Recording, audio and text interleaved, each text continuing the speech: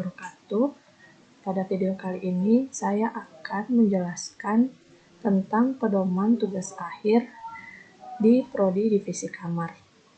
Nah, pedoman tugas akhir Prodi Divisi Kamar ini saya ambil dari pedoman tugas akhir yang dibuat oleh P4MP. Namun saya sederhanakan dan saya sesuaikan dengan Prodi Divisi Kamar. Pada halaman pertama,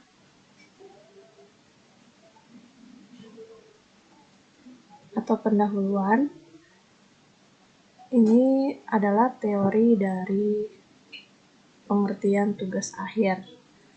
Tugas akhir ini merupakan salah satu syarat kelulusan dari mahasiswa untuk menyelesaikan pendidikan diploma 3-nya di Politeknik Negeri Balikpapan.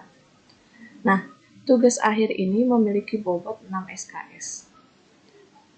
Tugas akhir biasanya diambil oleh mahasiswa di semester 6 atau semester akhir. Program studi divisi kamar itu memiliki beberapa jenis tugas akhir. Yang pertama adalah studi kasus. Studi kasus ini lebih kepada melihat masalah-masalah yang ada di dunia perhotelan.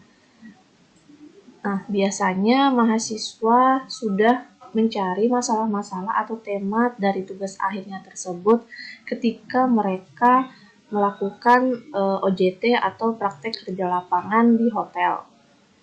Jenis tugas akhir yang kedua yaitu desain. Desain ini berupa proyek akhir. Nah, untuk per babnya, studi kasus dan desain ini memiliki persamaan, namun yang berbeda terletak dari tema tugas akhir tersebut, di mana studi kasus lebih kepada penjabaran masalah, sedangkan desain itu adalah membuat suatu konsep desain. Tugas akhir divisi kamar itu terdiri dari 5 bab. Tugas akhir divisi kamar itu terdiri dari 5 bab. Yang pertama adalah pendahuluan. Di dalam pendahuluan ini terdiri dari beberapa subbab. Yang pertama latar belakang, rumusan masalah, batasan masalah, tujuan penulisan, dan manfaat penulisan. Di bab kedua biasanya lebih kepada teori-teori yang digunakan dalam meneliti tugas akhir tersebut. Bab 3 adalah metodologi penelitian, di mana di dalam subbabnya terdapat jenis penelitian, tempat dan waktu penelitian, serta teknik analisis data. Bab 4 yaitu hasil dan pembahasan. Nah, di bab 4 ini biasanya inti dari tugas akhir tersebut. Dan di bagian 4 ini adalah jawaban dari pertanyaan-pertanyaan penelitian di bab 1. Dan bab terakhir adalah penutup. Di dalam penutup ini subbabnya terdiri dari kesimpulan dan saran.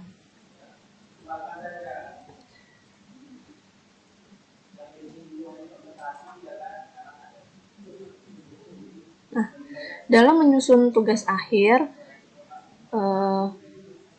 mahasiswa akan mendapatkan 2 dosen pembimbing, di mana dosen pembimbing tersebut merupakan dosen divisi kamar dan juga dosen Politeknik Negeri Balikpapan.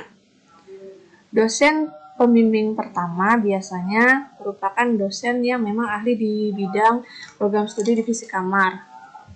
Sedangkan dosen pembimbing 2 itu lebih kepada tata tulis, sehingga dosennya bisa di luar dari program studi divisi kamar, namun tetap dosen Politeknik Negeri Balikpapan. Dalam membimbing tugas akhir, dosen pembimbing itu memiliki beberapa wewenang dan tanggung jawab, di mana pembimbing wajib membimbing mahasiswa dalam penyelesaian TA, kemudian menyediakan waktu untuk berkonsultasi serta rutin dan terjadwal. Selain itu, untuk kepentingan dan kemajuan penyusunan TA, pembimbing wajib mengisi lembar perkembangan penulisan TA, sehingga dapat diketahui atau dimonitor kemajuan penulisan mahasiswa dalam bimbingan.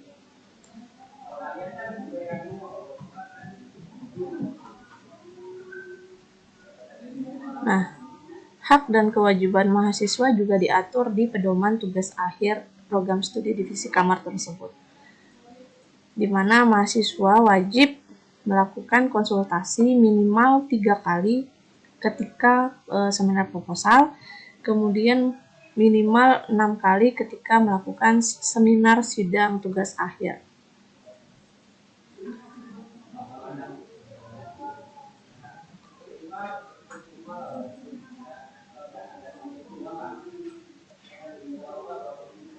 Di bab 2 dalam pedoman TA program studi divisi kamar ini terdiri dari prosedur dan persyaratan tugas akhir. Dalam sidang tugas akhir, pertama-tama mahasiswa akan melaksanakan seminar proposal. Nah, seminar proposal ini biasanya hanya dari bab 1 sampai bab 3 saja. Jadi bab 1 pendahuluan, kemudian bab 2 landasan teori, dan bab 3 metode penelitian. Nah, alur pendaftaran seminarnya adalah sebagai berikut.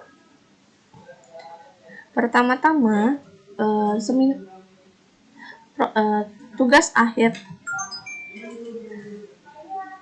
Pertama-tama, mahasiswa wajib memiliki ACC lembar persetujuan kedua pembimbing. Kemudian setelah disetujui oleh kedua pembimbing, mahasiswa akan mendaftar di halaman website perhotelan.poltekba.ac.id. Di sana ada syarat-syarat yang harus di-upload oleh mahasiswa. Kemudian setelah selesai mendaftar, mahasiswa akan mendapatkan jadwal seminar dari admin. Setelah mendapatkan jadwal seminar, maka mahasiswa tersebut akan melaksanakan sidang proposal. Nah, setelah melaksanakan sidang, pasti mahasiswa akan melaksanakan revisi. Setelah revisi tersebut, mahasiswa wajib mendapatkan lembar pengesahan dari penguji dan juga kedua pembimbing. Setelah mendapatkan ACC lembar pengesahan, mahasiswa wajib mengumpulkan 1 eksemplar proposal tugas akhir kepada admin. Nah, mahasiswa sendirilah yang akan menjilid proposal tersebut. Beginilah alur dari seminar proposal. Nah, alur dari seminar tugas akhir sama dengan seminar proposal. Yang membedakan adalah di pengumpulan eksemplarnya, di mana seminar sidang tugas akhir mahasiswa wajib mengumpulkan 3 eksemplar tugas akhirnya kepada admin.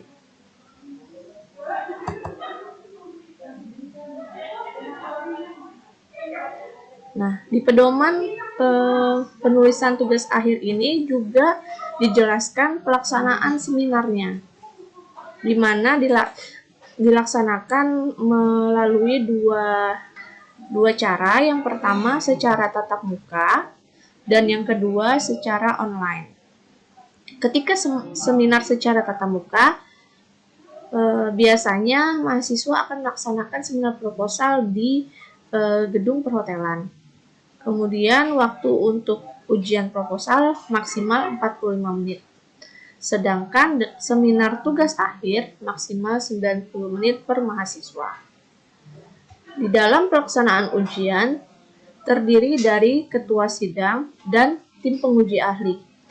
Di seminar proposal biasanya ketua sidang atau moderator adalah dari pembimbing kedua, sedangkan saat seminar akhir ketua sidangnya dari pembimbing pertama. Dan sedangkan penguji ahli terdiri dari 1 atau 2 tim penguji ahli.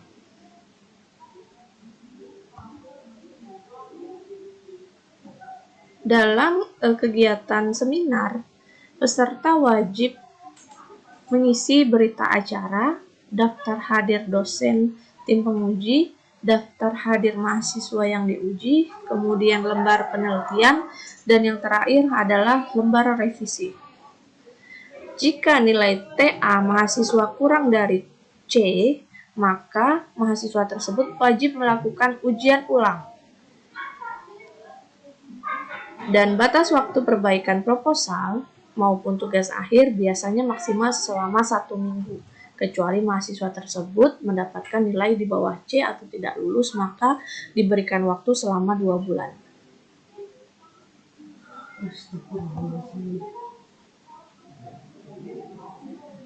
Nah, cara seminar secara daring, biasanya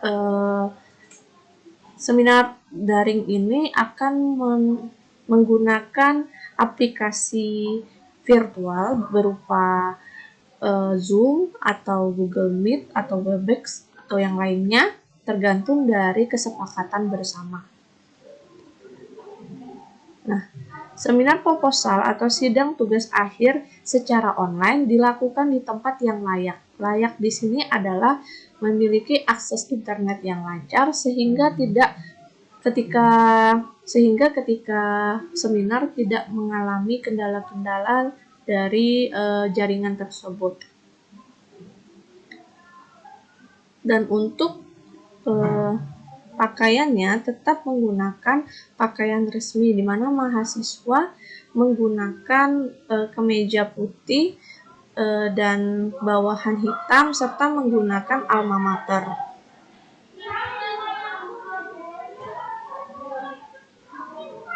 Dalam kegiatan seminar tersebut, peserta wajib hadir 30 menit sebelum pembukaan sidang. Dan selama ujian tidak diperkenankan menghidupkan alat komunikasi apapun. Dan setelah mahasiswa dinyatakan lulus tugas akhir, wajib menyerahkan tugas akhirnya dalam bentuk hard copy dan juga soft copy. Hard copy tersebut seperti yang dijelaskan tadi berjumlah 3 eksemplar dan juga soft copy-nya dalam bentuk CD yang terproteksi.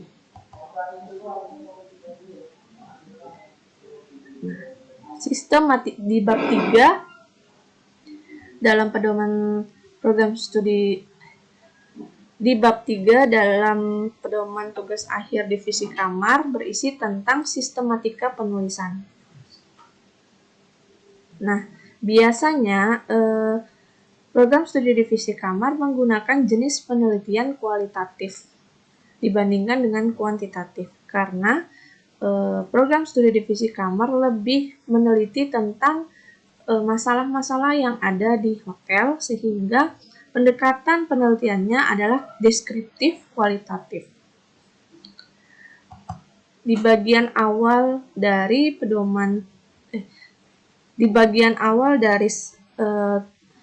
proposal maupun TA itu terdiri dari cover.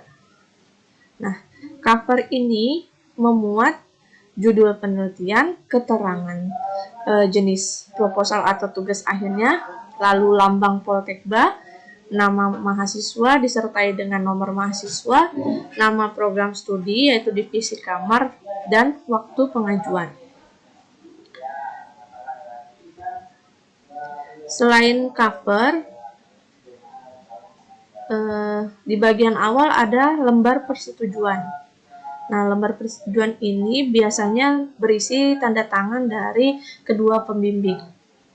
Ketika proposal atau sebelum sidang, mahasiswa wajib meminta tanda tangan dari kedua pembimbing ketika ingin melaksanakan seminar proposal. Nah, kemudian di bagian awal ada yang namanya lembar pengesahan.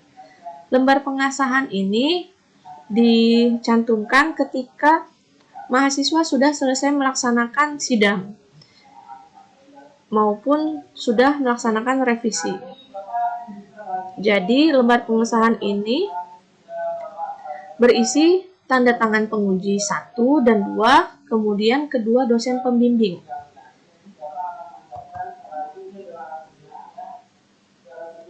Nah, perbedaan antara lembar pengesahan proposal dengan tugas akhir adalah di laporan proposal tanda tangannya hanya penguji dan 2 dosen pembimbing, namun di tugas akhir lembar pengesahannya terdiri dari tanda tangan dosen penguji dan juga kedua dosen pembimbing. Dan terakhir ada tambahan tanda tangan dari ketua jurusan perhotelan.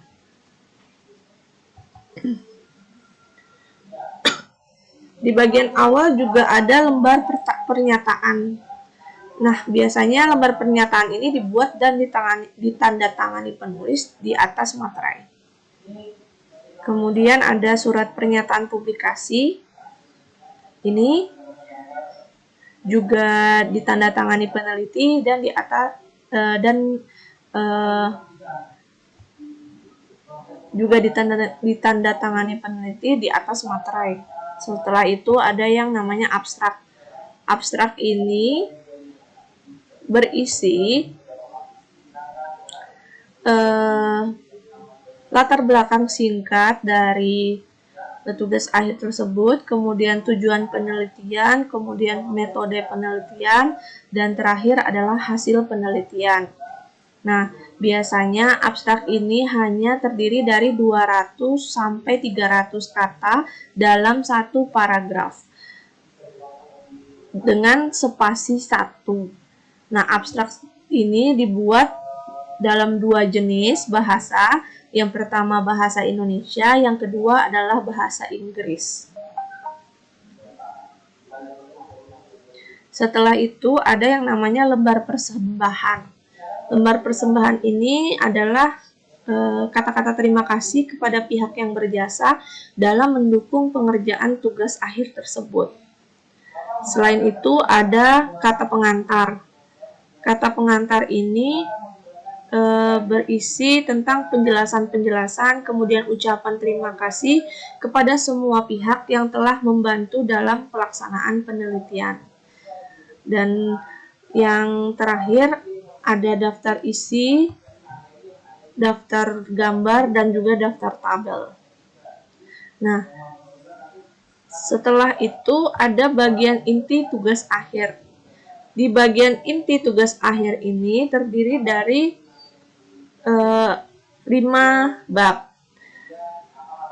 Di laporan proposal hanya 3 bab sampai di bab 3 yaitu metodologi penelitian. Sedangkan di tugas akhir laporannya harus lengkap dari bab 1 sampai bab 5.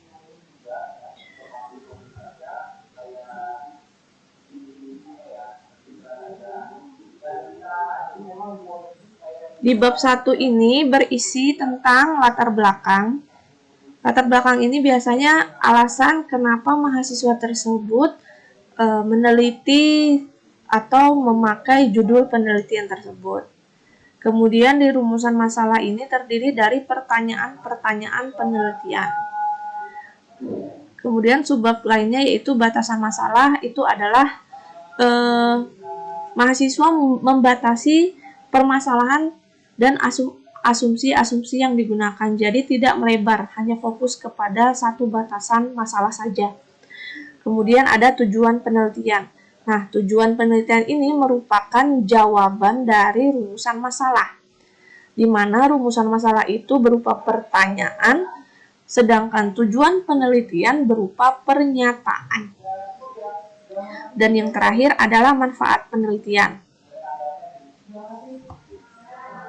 Manfaat penelitian ini biasanya terdiri dari bagi mahasiswa, kemudian bagi institusi, dan juga bagi industri. Kemudian di bab 2 itu lebih kepada teori-teori yang digunakan dalam menganalisis tugas akhir tersebut. Nah, landasan teori ini disesuaikan dengan tema atau masalah dari yang diambil oleh mahasiswa. Contohnya, misal mahasiswa mengambil tema tentang housekeeping, maka teori-teorinya harus berkaitan dengan housekeeping tersebut. Kemudian ada penelitian yang relevan. Nah, penelitian ini merupakan penelitian yang sama atau hampir sama dengan tema penelitian yang diambil oleh mahasiswa tersebut. Kemudian bertujuan untuk compare atau dihubung-hubungkan dengan penelitian dari mahasiswa tersebut. Kemudian di bab 3 ada metodologi penelitian. Di subbab pertama yaitu jenis penelitian, mahasiswa menjelaskan jenis penelitian apa yang digunakan dalam tugas akhirnya tersebut. Kemudian di subbab berikutnya adalah tempat dan waktu penelitian. Tempat ini adalah lokasi yang dijadikan mahasiswa dalam mengambil tema penelitiannya. Dan waktu penelitian tahun atau pada bulan berapa mahasiswa tersebut melaksanakan penelitiannya. Nah, di sini ada yang namanya populasi sampel dan teknik sampling. Bedanya, jika mahasiswa memakai jenis penelitian kualitatif, maka populasi sampel dan teknik sampling ini tidak digunakan. Sedangkan jika mahasiswa menggunakan jenis penelitian kuantitatif, maka populasi sampel dan teknik sampling ini digunakan dalam subbab 3.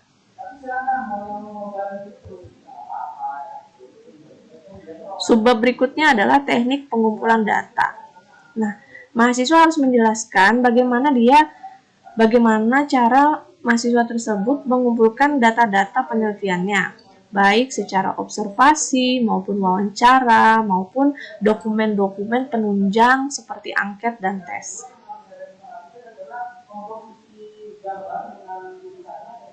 Kemudian yang terakhir adalah teknik analisis data. Nah, di subbab ini mahasiswa harus mampu menjelaskan bagaimana dia menganalisis data-data yang telah mereka dapat ketika mereka melakukan observasi, wawancara, ataupun juga berupa dokumen-dokumen tersebut. Dan di bab 4 ini merupakan inti dari laporan tugas akhirnya tersebut. Jadi sekali lagi di bab 4 pembahasan ini harus menjawab dari pertanyaan-pertanyaan penelitian yang dijelaskan secara lebih rinci dan detail karena jenis penelitiannya biasanya program studi divisi kamar menggunakan pendekatan deskriptif. Dan yang terakhir adalah penutup. Nah, di bagian kesimpulan ini bukan merupakan ringkasan dari bab 4-nya, melainkan kesimpulan ini berisi dari jawaban dari pertanyaan penelitian. Seperti itu.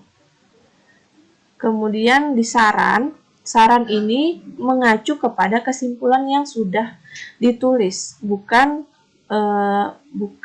lagi bagi mahasiswa, bagi institusi ataupun bagi industri, tapi lebih kepada saran dari kesimpulan yang sudah ada. Dan bagian terakhir adalah daftar pustaka.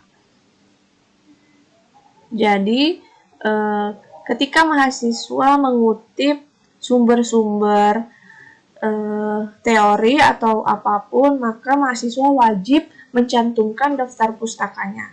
Jika tidak, akan berakibat fatal di mana tugas akhir tersebut bisa dikatakan sebagai plagiarisme. Nah, di tabel ini ada perbedaan antara proposal dengan tugas akhir. Jadi, di proposal, bagian awal hanya cover, lembar persetujuan, lembar pengesahan, kata mengantar, daftar isi, dan daftar gambar dan tabel. Sedangkan di bagian tugas akhir itu lebih lengkap, di mana ditambahkan surat pernyataan, lembar publikasi, dan juga lembar persembahan. Di bagian intinya pun di proposal hanya bab 1 sampai bab 3, sedangkan bab di tugas akhir bab 1 sampai bab 5.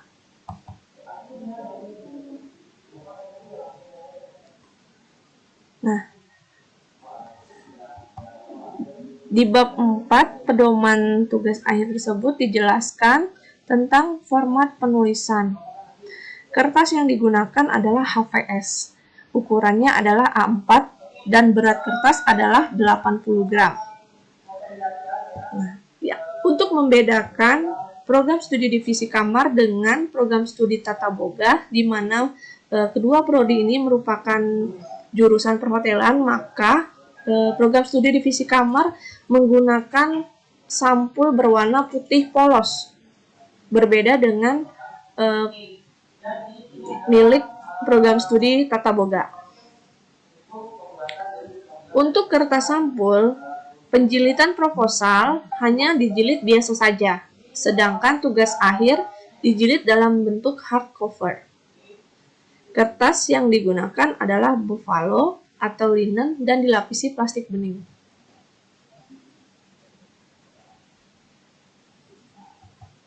Nah, untuk pengetikannya, marginnya adalah 4-3-3-3, di mana batas kirinya 4, batas kanannya 3, batas atasnya 3, dan batas bawahnya 3. Untuk hurufnya menggunakan Times New Roman 12 poin dan diketik rapi atau justify.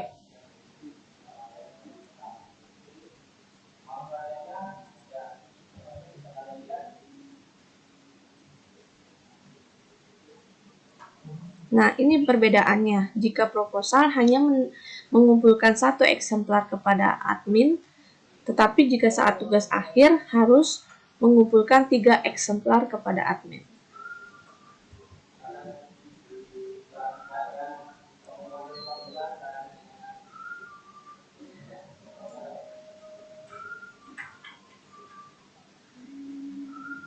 Untuk penulisan subbab,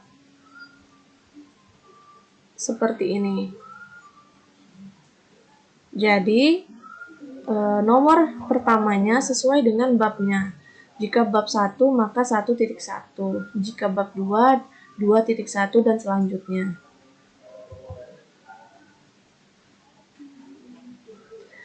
Bahasa yang digunakan adalah bahasa formal atau bahasa baku bahasa Indonesia. Tidak menggunakan bahasa slang atau bahasa gaul. Kemudian, tidak diperkenankan mencampurkan bahasa asing dengan bahasa Indonesia. Contohnya, mengcopy itu terdiri dari bahasa Indonesia dan bahasa Inggris. Jadi harus menggunakan bahasa Indonesia sesuai dengan EYD, ejaan yang disempurnakan.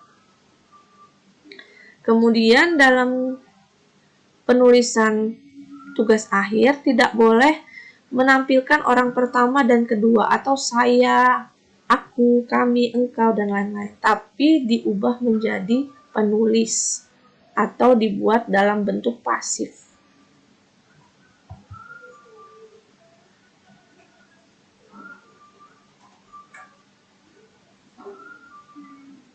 Berikut di dalam pedoman tugas akhir sudah dilampirkan contoh-contoh ketika menulis daftar pustaka.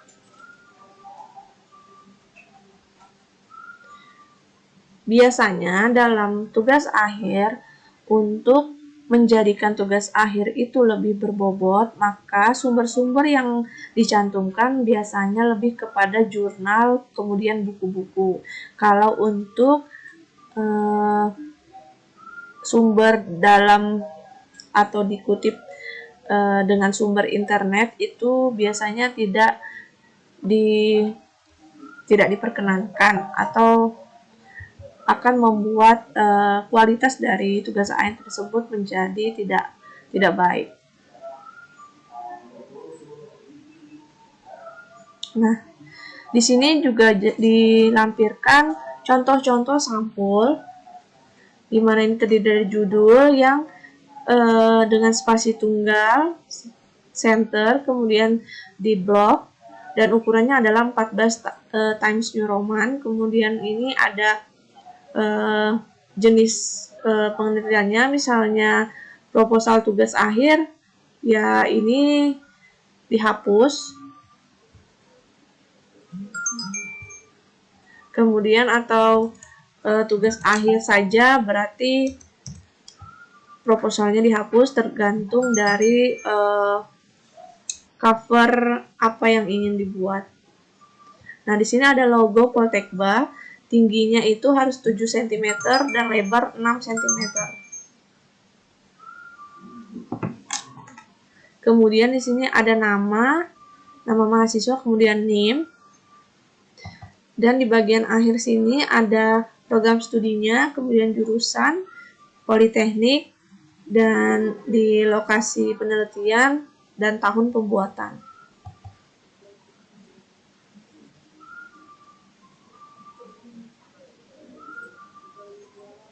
Berikut adalah contoh lembar persetujuan, di mana untuk tanda tangan hanya 2 pembimbing saja. Kemudian setelah melakukan sidang, ada yang namanya lembar pengesahan. Nah, ini jika proposal hanya sampai penguji dan kedua pembimbing. Namun jika untuk tugas akhir, maka dilampirkan juga tanda tangan ketua jurusan perhotelan.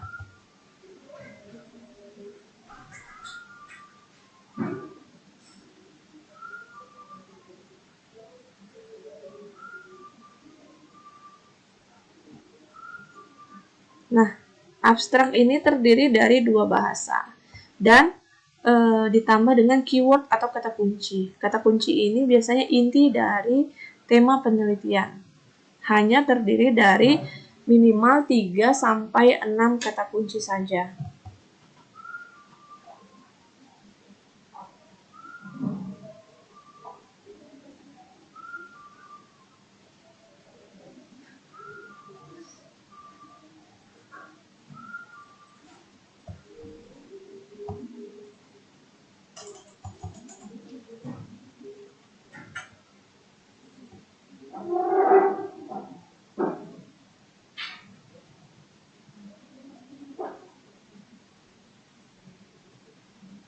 Nah, contoh lampiran gambar.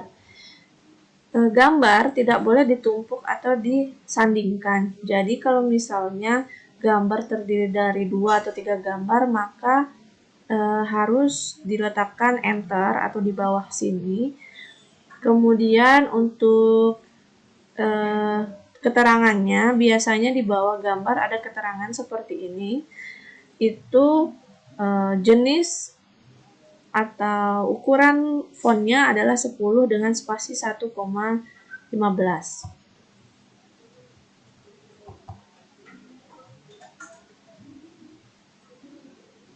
Kemudian sama seperti contoh tabel.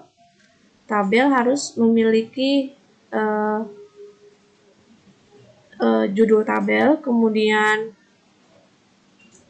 harus ada sumber yang juga diketik dengan font 10 times New Roman spasi 1,15.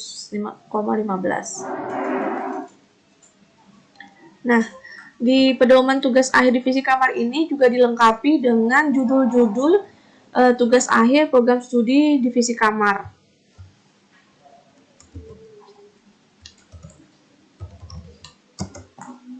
Jadi diharapkan dengan adanya judul-judul ini dapat menginspirasi mahasiswa ketika mencari tema-tema penelitian dan juga sesuai dengan bidang-bidangnya divisi kamar, di mana biasanya divisi kamar itu di hotel ditempatkan di departemen front office, kemudian housekeeping, laundry, kemudian ada accounting, HRD, marketing, dan juga engineering.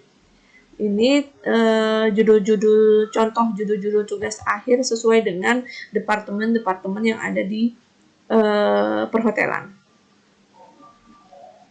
Di sini juga dibedakan judul penelitian kualitatif dan juga judul penelitian kuantitatif. Nah, perbedaannya biasanya kalau kuantitatif itu lebih kepada mengukur kualitas pelayanan ataupun juga tingkat kepuasan. Untuk yang lainnya biasanya menggunakan jenis penelitian kualitatif. Namun tergantung dari mahasiswa ingin menggunakan jenis kualitatif apa di tugas akhir mereka. Baik, cukup sekian video dari pedoman penulisan. Kemudian kita beranjak ke template.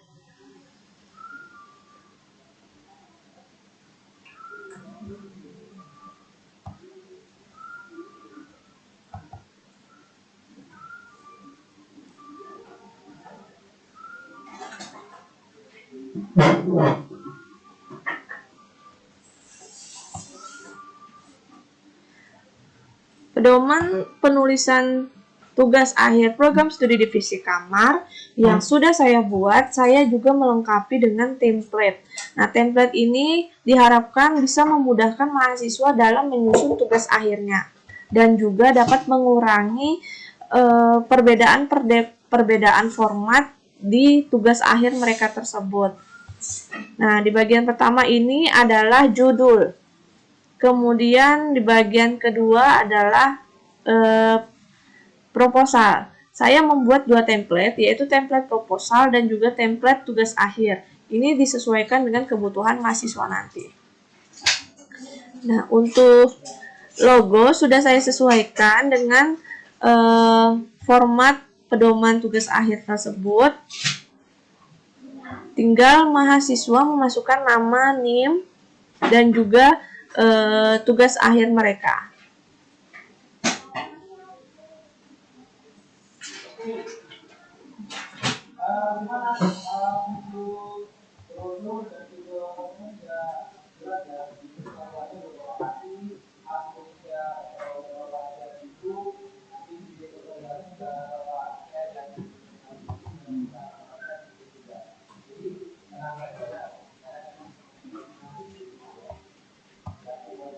Baik, ini ada dua template, yaitu template proposal dan juga template TA divisi kamar. Semuanya include di pedoman penulisan tugas akhir. Selain itu juga saya akan membuat e-book dari pedoman penulisan tugas akhir sehingga mahasiswa dapat dengan mudah mengakses pedoman penulisan TA tersebut.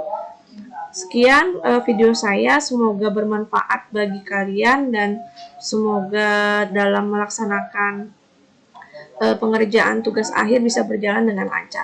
Terima kasih.